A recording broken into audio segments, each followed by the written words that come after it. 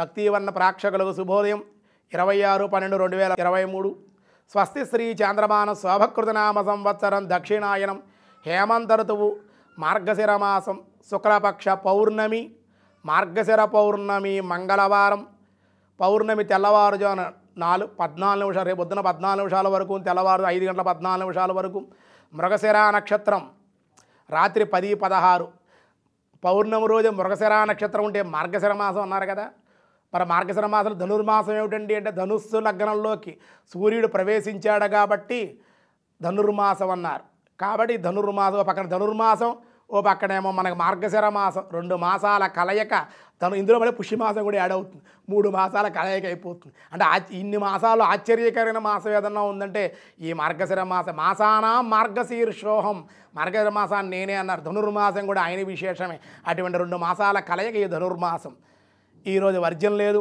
దుర్ముహూర్తం అయితే ఉదయం 8:43 నుండి 9:26 వరకు, రాత్రి 10:41 నుండి 11:33 వరకు, సూర్యోదయం 6:31, సూర్యాస్తమయం 5:28, అమృత గడిల మధ్యాహ్నం 1:18 నుండి 2:25 వరకు, రాహుకాలం మధ్యాహ్నం 3 గంటల నుండి 4:30 వరకు. రాహుకాలం శుభ సమయం ఈరోజు లేదు.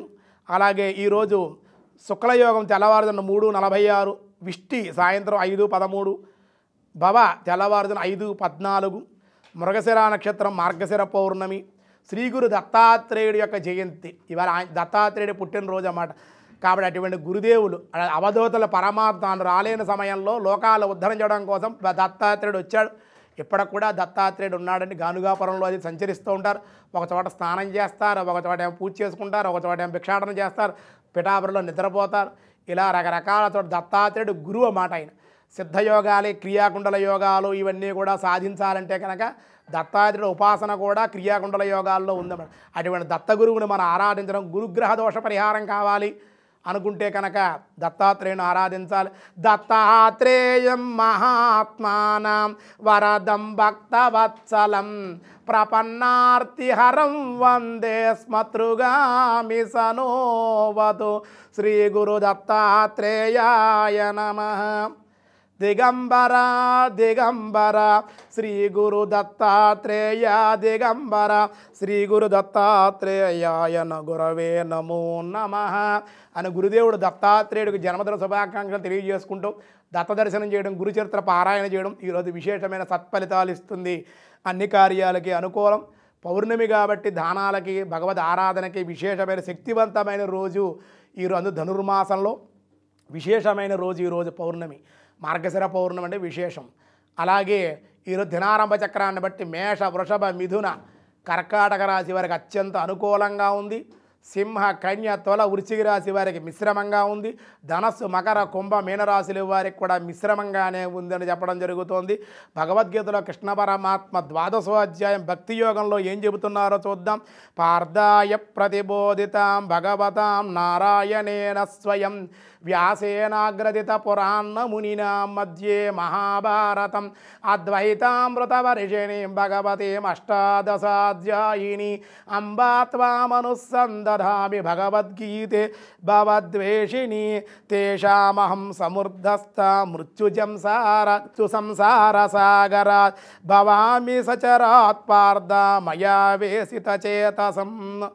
ఓ అర్జున, నా యందు లగ్న మనస్కులై ఉన్నటువంటి అటువంటి పరమభక్తులు నేను తప్పనిసరిగా వాళ్ళని అనుగ్రహిస్తాను శీఘ్రముగానే. మృత్యురూప సంసార సాగరం నుండి వాళ్ళు ఉద్ధరింపబడతారు. మయేవా మమ అద్వస్వ మయ బుద్ధ్యా నివేశయ నివాశిష్య మయేవ అత ఊర్ధం న సంశయ. నాయందే మనస్సును నిలుపుతూ నాయందే బుద్ధిని లగ్నం చేసినటువంటి వాళ్ళు పిమ్మట నాయందే స్థిరముగా ఉందురు. ఇందుకు ఏమాత్రము కూడా సందేహం తావు. నిజంగా వాడు కల్మషం లేకుండా కపటం లేకుండా నటించకుండా నా మీద మనసు పెట్టి దృష్టి నా మీద ఉంచితే తప్పనిసరిగా వాడు తరిస్తాడు. ఇందులో ఏ విధమైన సందేహం లేదు. దృష్టి నా మీద పెట్టరు కాబట్టే, మనస్సు బుద్ధి ఇంద్రియాలని వదిలేస్తారు కాబట్టే వాడు తరించలేకపోతున్నారు తప్ప నా యందు మనసు పెట్టి బుద్ధి పెట్టి లగ్నంగా ఉండి భక్తిగా ఉంటే తప్పనిసరిగా వాడు నన్నే పొందుతానని కృష్ణ పరమాత్మ ఈరోజు చెప్పడం జరిగింది. ఈరోజు స్వస్తి. మిగతా విషయాలు రేపు చూద్దాం. సనాతన ధర్మం ప్రపంచానికి ఒక వరం లాంటిది. సనాతన ధర్మం యొక్క గొప్పతనాన్ని మేము untold stories from Hinduism, Vedic facts, ధర్మ సందేహాల ద్వారా మనలో చాలా మందికి తెలియని విషయాలు చెప్తూ జాగృతిపరిచే ప్రయత్నం చేస్తున్నాం. సనాతన గొప్పతనాన్ని చాటేందుకు వీడియోస్ను లైక్ చేయండి, అలాగే షేర్ చేయండి. సబ్స్క్రైబ్ చేయడం ద్వారా మాకు సపోర్ట్ ఇవ్వండి. అలాగే మీ అభిప్రాయాలను కామెంట్స్ రూపంలో పంచుకోండి.